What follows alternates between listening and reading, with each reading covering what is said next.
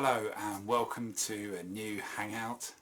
It's always good to be here and to have you joining with us. Do you remember at the end of Charlie and the Chocolate Factory, Willy Wonka is telling Charlie and his grandpa off because they bumped into the roof and they need it cleaned, and he's saying they've lost everything.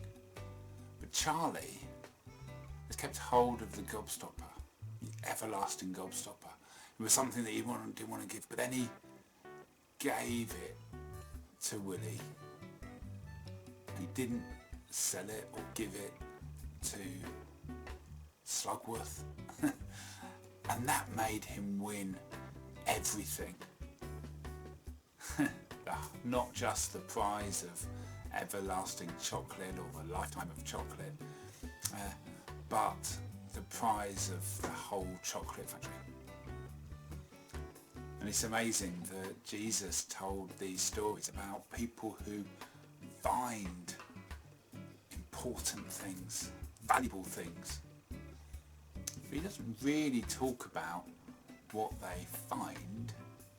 It's what they are willing to give up to have what they find. But before we talk about that, should we play a game?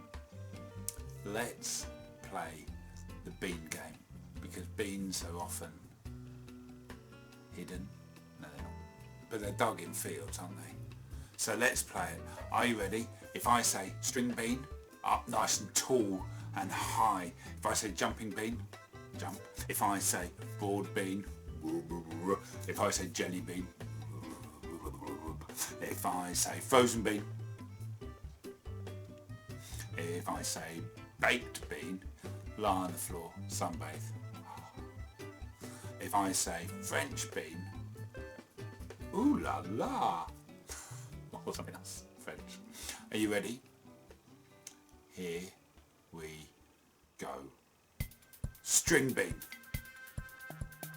jumping bean, jelly bean, frozen bean, baked bean,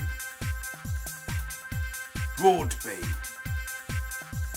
jumping bean, French bean, jumping bean, jelly bean, broad bean, string bean, frozen bean,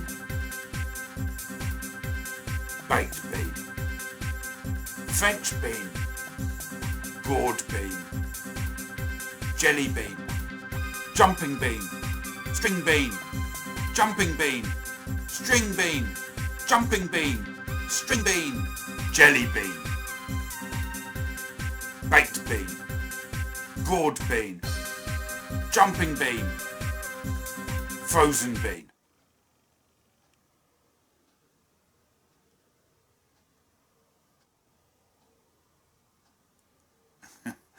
And sit down again. Well done.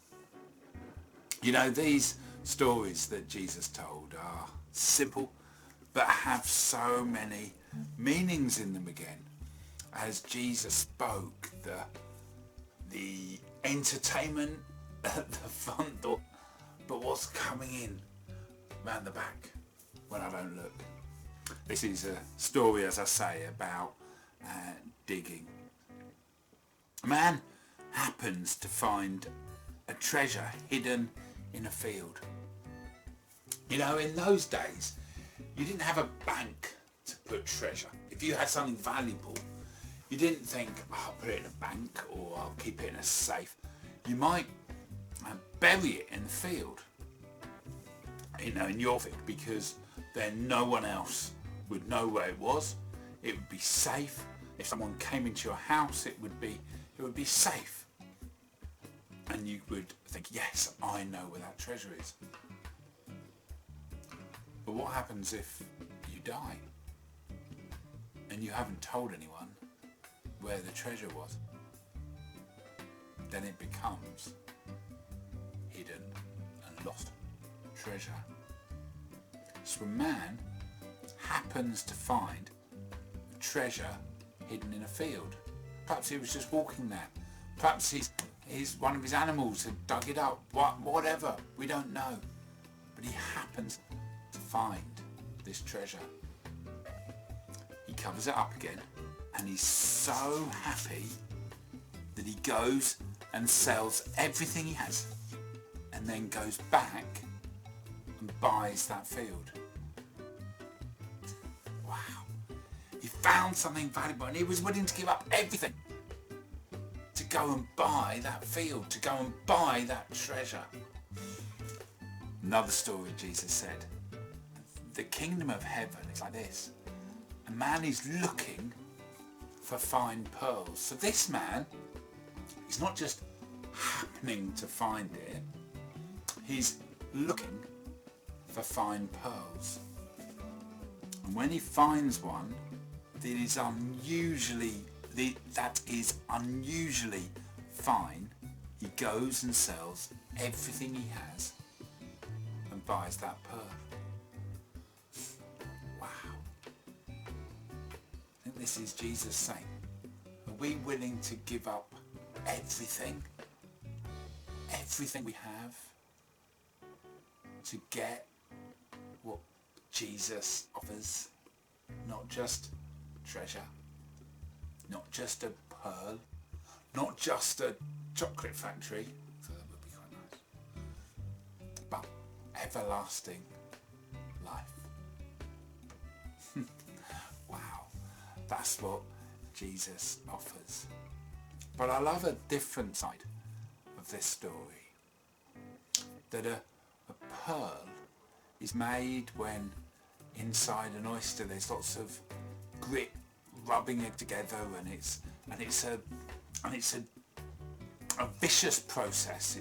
It's a process that would be painful, and eventually something has to be damaged and almost broken for this pearl to come about. Well, Jesus was broken. Jesus was the one who went through so much roughness and pain and suffering, so that we are like a pearl. Yeah, that when Jesus' body was broken, inside was pearl, something precious. It's like that's what we are. We're precious pearls. A man is looking for fine pearls. God is looking for us. He's looking for fine pearls, and when he finds it, he's willing to give up everything. He gave up his son so that he could buy that pearl. You are a precious pearl. Yes, we should give up everything so we can get the field that we can dig in. But let's also remember, we are precious pearls, loved and valued by the Almighty God. Wow. How about drawing a pearl and putting words on there simply describing how God sees you? And we'll see you Thursday.